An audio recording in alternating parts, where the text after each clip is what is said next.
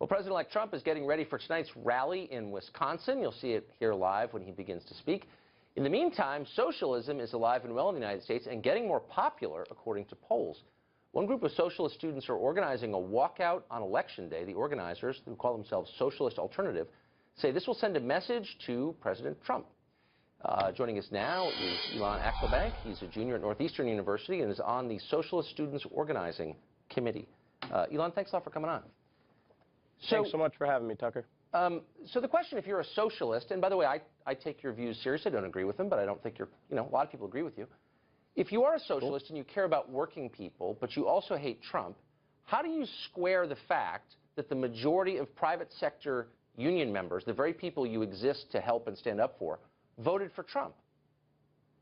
Yeah, that's a great question. I mean, the reality is a lot of people had to vote for Trump for him to get elected, and I don't question that. And, he's now the president of the United States of America, and we have to deal with that. But from our perspective in socialist students, we're calling for a national day of student walkouts on January 20th, on Inauguration Day, in order to send the strongest possible message, starting on day one, that we reject his agenda of, attacks on women and not letting women, have the right to choose what to do with their body. His agenda of deporting millions of hard, working class immigrants, working people like you're talking about. His agenda of forcing Muslims, millions of peaceful, genuine Muslims to register in this registry so that the government can monitor him. And we reject his corporate agenda, which will actually hurt a lot of working class people, and really the whole 99% as a whole. So what we're doing is calling for students to walk out of classes and join protests in their cities on January 20th to send that message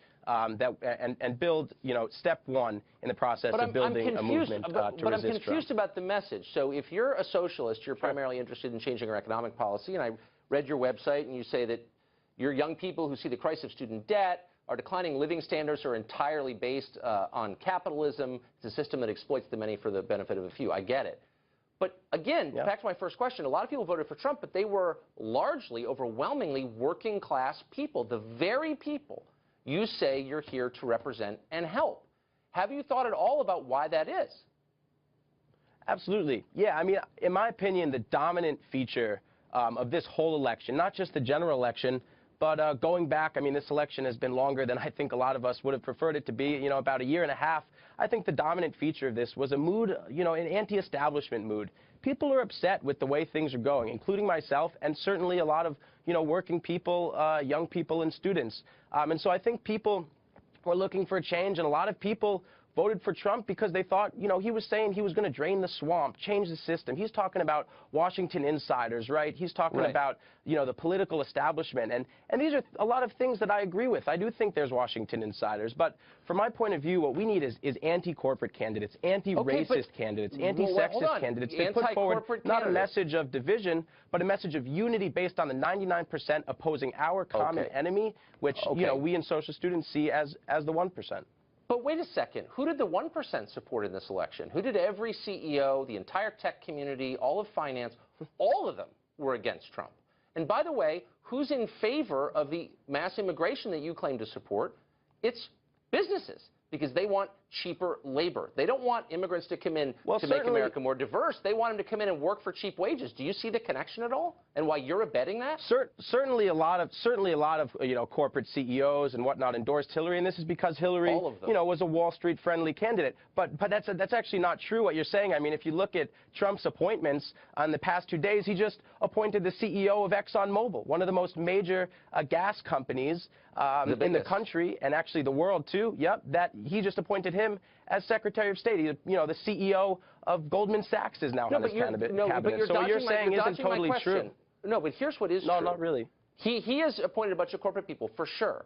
But on the question of immigration, mass low-skilled, low-wage immigration, business is for that. You're for it, too. Why do you think they're for it?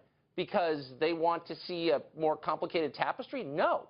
Because their labor costs decline when they import low-skilled people who will work for less, whom they can exploit. Right, and that's why one of the key things that socialist students calls for is a $15 an hour minimum wage for all workers, because anybody who works, anybody who contributes to society deserves to have a living wage. So I don't accept this argument that if workers come from another country, that should allow corporations to drive down wages. The reality is that every single person who works, whether you're a student or a working person with a family, that you should have a living wage. Okay, that's fine, and no one disagrees with that, but there is massive unemployment in the middle of the country, massive, and a higher rate for men than during the Great Depression. If you bring in more workers, will there be more or less employment? There will be less employment, more people competing for fewer jobs. This is basic economics. How can you as a socialist be for that? What we need is jobs programs, and the reality is that appointing a CEO. The reality is that appointing a CEO of Goldman Sachs as our finance advisor, somebody who rejects the concept of the minimum wage. Look, I'm taking you seriously, and you're just repeating dumb liberal talking points. Be a socialist. Be a radical. Open your mind. I'm serious. You're not a socialist. You're a lifestyle liberal that's upset about the same boring rich people topics. Look at the economics of it.